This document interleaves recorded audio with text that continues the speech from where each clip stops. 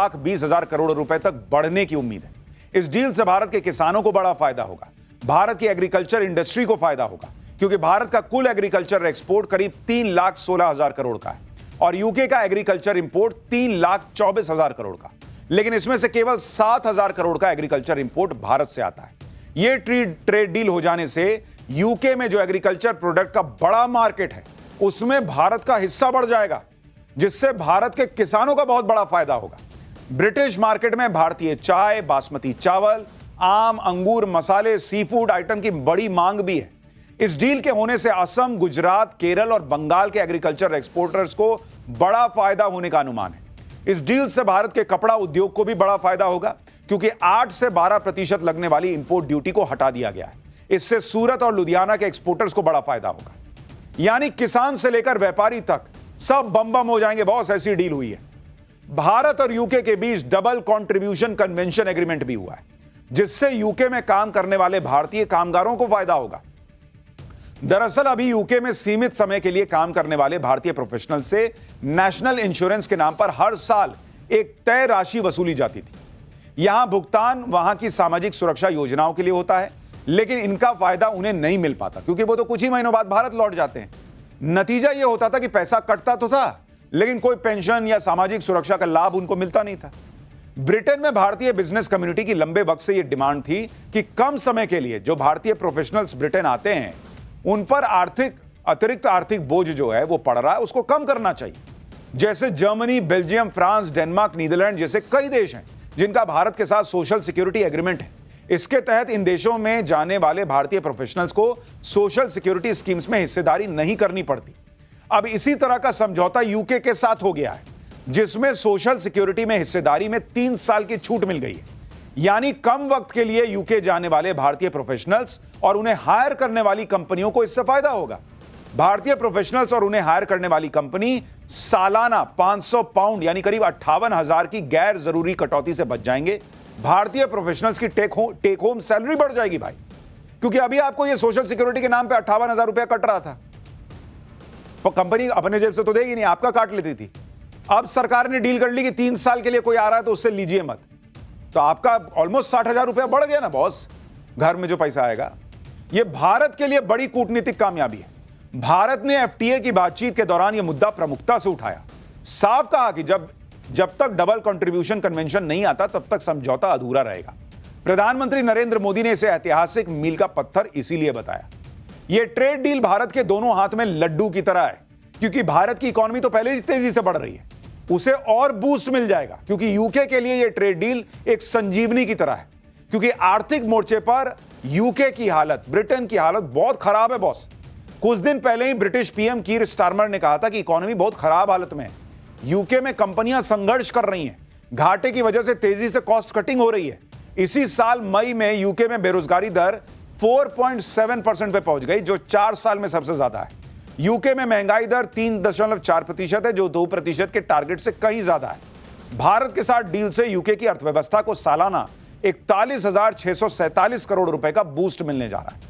तभी मैंने कहा ना कि वहां के प्रधानमंत्री की कुर्सी बचेगी। अपने पीएम तो तीसरा टर्म चला रहे हैं, इकोनॉमी को रॉकेट बना रखा है, महंगाई को पकड़ के रखा कि भागना नहीं, इधर आओ इधर आओ। यह हिसाब है भारत में। वहां 3 प्रधानमंत्री बदल गए थे। पीएम मोदी ने ऐसे वक्त में यूके का दौरा किया है जब भारतीय क्रिकेट टीम इंग्लैंड के दौरे पर है। मैनचेस्टर में टेस्ट मैच चल रहा है। पीएम मोदी कोई मौका छोड़ते हैं। उन्होंने संबोधन में भारत और इंग्लैंड टेस्ट सीरीज का जिक्र कर दिया। सुनिए क्रिकेट को लेकर पीएम मोदी ने क्या कहा, जिस पर सब हंस पड़े। जब भारत और यूके मिले और वह भी टेस्ट सीरीज के दौरान, तो क्रिकेट का उल्लेख तो करना ही पड़ता है। For both of us, cricket is not just a game, but a passion, and also a great metaphor for our partnership. There may be a swing and a miss at times, but we always play with a straight bat. We are committed to building high-scoring, solid partnership. आप सोचिए, यहां देश में PM Modi के विदेश जाने पर विपक्ष तूफान खड़ा कर रहा था। राहुल गांधी कह रहे थे कि मोदी तो भाग गए नहीं, भाग गए बोल रहे थे। उधर पीएम मोदी इन आरोपों का कोई लोड नहीं ले रहे, वो अपना आराम से डील कर रहे हैं, हंसी मजाक कर रहे हैं। उनको पता है भाई कि मैं भारत के लिए क्या करने जा रहा हूं, अपने देश के लिए क्या करने जा रहा हूं, इसलिए वो प्रेशर में नहीं आते।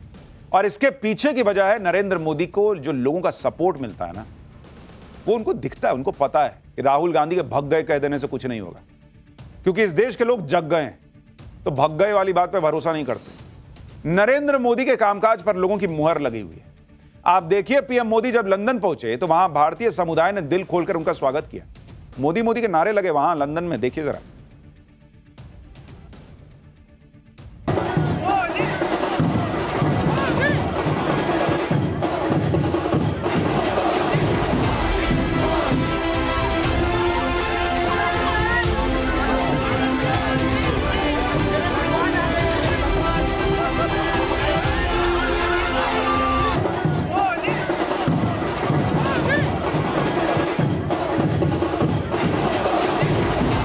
मेरा जो जीवन है ना वो सफल हो गया मोदी के दर्शन करके।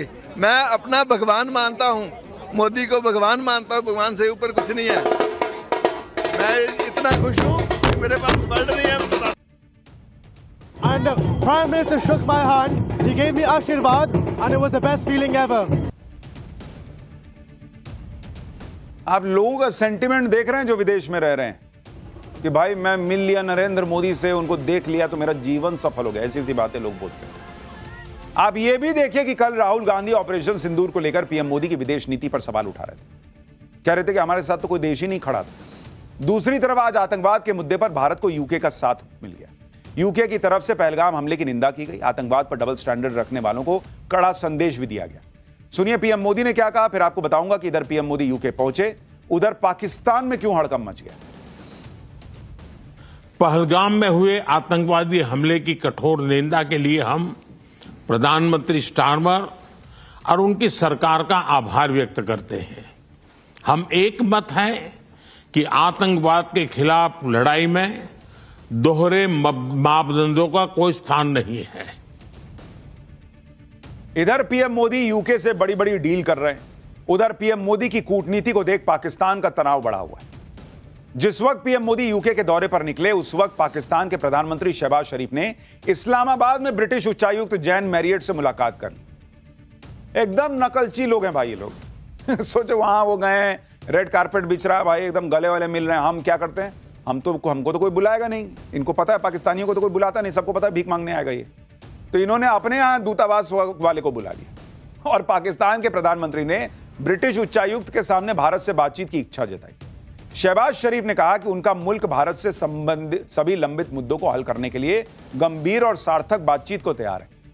आप देख रहे हैं पाकिस्तान कैसे एकदम लमलेट हो रखा है भाई, लेट गया है, बिछ गया है कि कोई भारत से बात करवा दो यार।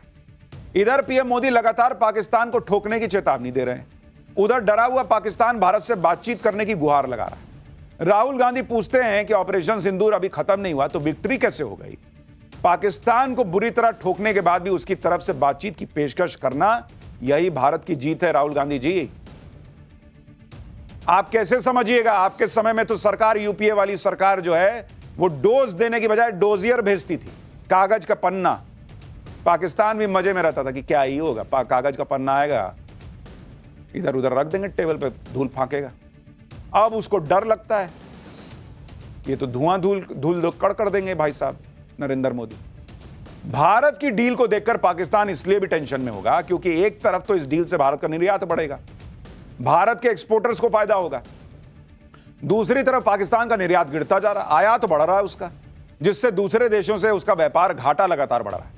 पाकिस्तान के central bank state bank of Pakistan की तरफ से जारी आंकड़ों के मुताबिक वित्त वर्ष 2025 में पाकिस्तान का 9 पड़ोसी देशों के साथ व्यापार घाटा 29.42% बढ़कर 12 अरब डॉलर तक पहुंच गया है।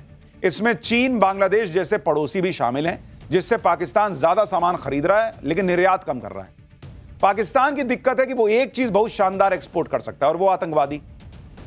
उसके यहां भर भर के आतंकवादी पड़े हैं, लेकिन कोई दूसरा देश आतंकवादी इंपोर्ट करता नहीं तो भाई की इकोनॉमी अभी चढ़ जाती। पाकिस्तान का व्यापार घाटा लगातार बढ़ रहा है, जो पाकिस्तान की इकोनॉमी के लिए अच्छा नहीं है। यही वजह है कि पाकिस्तान लगातार भारत से बातचीत की गुहार लगा रहा है। यूके के दौरे पर पीएम मोदी ने न सिर्फ आतंकवाद का मुद्दा उठाया, बल्कि भारत की सुरक्षा के लिए खतरा बन रहे खालिस्तानी एलिमेंट्स का भी जिक्र किया, क्योंकि हाल ही में ऐसी कई घटनाएं हुई हैं जो ये बताती हैं कि पाकिस्तान की आईएसआई यूके में खालिस्तानी एलिमेंट्स को सपोर्ट कर रही है। इसी साल लंदन में विदेश मंत्री एस जयशंकर की सुरक्षा में चूक हुई थी। खालिस्तानी समर्थक अचानक उनके काफिले के सामने आ गए थे। इस घटना पर भारत ने कड़ी नाराजगी जताई थी। इससे पहले साल 2023 में लंदन स्थित भारतीय दूतावास के बाहर हिंसा हुई थी। इस हमले के पीछे खालिस्तानी एलिमेंट्स का हाथ। उस वक्त कुछ खालिस्तानी समर्थकों ने तिरंगे का अपमान करने की कोशिश की थी। इसी साल ब्रिटेन की सुरक्षा एजेंसीज की एक लीक रिपोर्ट में खालिस्तानी एलिमेंट्स को खतरा भी बताया गया था। इसलिए पीएम मोदी ने अपने यूके दौरे पर खालिस्तानी एलिमेंट्स का मुद्दा उठाया और उन पर एक्शन की मांग भी की। सुनिए पीएम मोदी ने वहां खालिस्तानियों के इलाज को लेकर क्या कहा है। हम इस बात पर भी सहमत हैं कि एक्सट्रीमिस्ट विचारधारा वाली शक्तियों को डेमोक्रेटिक फ्रीडम का दुरुपयोग नहीं करने दिया जा सकता। Those who misuse democratic freedoms to undermine democracy itself must be held account. प्रधानमंत्री नरेंद्र मोदी जब डील कर रहे थे, एफटीए की डील कर रहे थे, तो उनको पता था कि यही समय है, खालिस्तानियों को लेकर भी बात कर लो, पाकिस्तान को लेकर भी बात कर लो और उनको बता दो भाई कि व्यापार कर रहे हैं ठीक है, लेकिन ये सब जो हो रहा है ये सब भी तुमको देखना पड़ेगा। अच्छा, इतना ही नहीं, आतंकियों और खालिस्तानियों के साथ साथ पीएम मोदी ने भारत को आर्थिक चोट देने वाले भगोड़ों की भी भारत वापस लाने पर जोर दिया। पीएम मोदी ने आर्थिक अपराध से जुड़े भगोड़ों के प्रत्यर्पण के लिए यूके से सहयोग मांगा। भारत लगातार विजय माल्या, नीरव मोदी, ललित मोदी के प्रत्यर्पण की मांग कर रहा है। सुनिए पीएम मोदी ने यूके में ऐसा क्या कहा जिससे माल्या, नीरव जैसे भगोड़ों के प्रत्यर्पण की आस और तेज हो गई। इकोनॉमिक ऑफेंडर्स के प्रत्यार्पण के विषय पर भी हमारी एजेंसी सहयोग और समन्वय से काम करती रहेगी। उधर यूके में नरेंद्र मोदी कूटनीतिक धमाके कर रहे हैं, इधर देश में अलग ही पॉलिटिक्स चल रही है। संसद सत्र को आज 4 दिन हो गए, 4 दिन। चौथे दिन भी संसद में कोई काम नहीं हुआ ढंग से। इंडी गठबंधन ने बिहार के एसआईआर को लेकर फिर हंगामा किया। कांग्रेस के सांसद वेल में आकर पोस्टर लहराने लगे। हंगामे के बीच लोकसभा सिर्फ 12 मिनट चल पाई, 12 मिनट, जबकि राज्यसभा की कार्रवाई भी हंगामे के बाद कल तक के लिए स्थगित करनी पड़ी। इसके बाद जब राहुल गांधी संसद से निकले तो चुनाव आयोग पर बरस गए। राहुल गांधी ने नया दावा कर दिया कि उनके पास वोट चोरी के प्रूफ हैं। कर्नाटक की एक कोई सीट है जिसको लेके इनके पास कोई सबूत है। वहां पर इलेक्शन कमीशन ने बेईमानी कर दी है इनके हिसाब से। एक बार सुनिए राहुल गांधी का आरोप, फिर उसकी सच्चाई बताता हूं।